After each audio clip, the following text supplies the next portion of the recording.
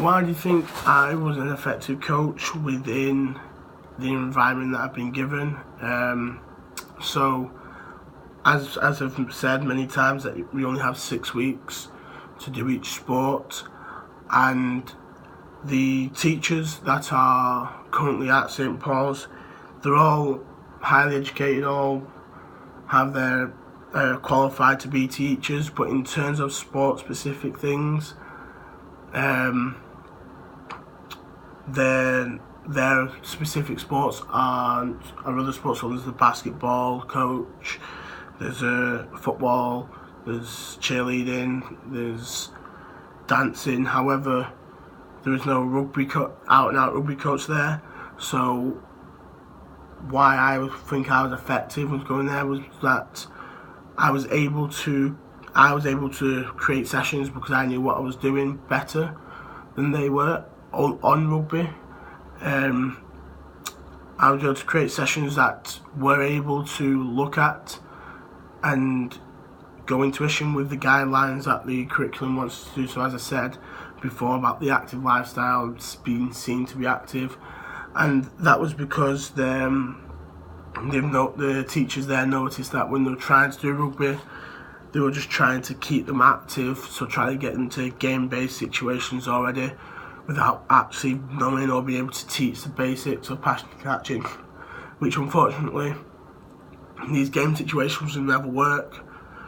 unless they learn this. And that's what they found anyway, that they were taking these students,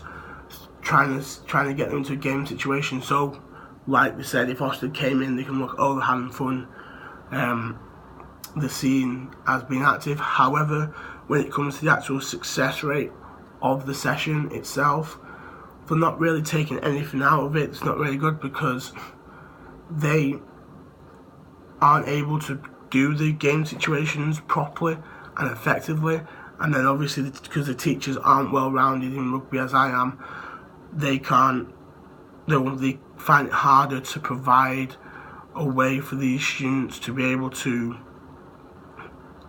learn the basics and then be able to take it into the game situation so it's more effective. However, when I came in, I was able to do that.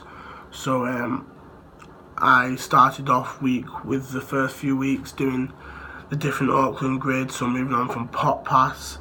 which is a short pass, to push pass, which is the most important pass in rugby, one that's used the most, to flat fours, which works on attacking, to getting them used to not full on contact but just contact with each other, because then you can play touch rugby or tag rugby, where there's going to be minimal contact but there is going to be contact, and then moving to hopefully by the end of the 6 weeks that they're able to get into a game of rugby where they can play, for example, touch rugby or tag rugby, and the success of the session was a lot better because the basics had been taught earlier on. So they've sort of improved their skills within to have fun at the end, which is a bit like what they would do with every sport really. If you were going to take football, not everyone knows how to shoot, not everyone how to pass. Not everyone knows how to be a goalkeeper, so you wouldn't expect them to all be able to learn them stuff straight away. You want to slowly develop them skills without the 6 weeks that you are given, but while doing that, still be seen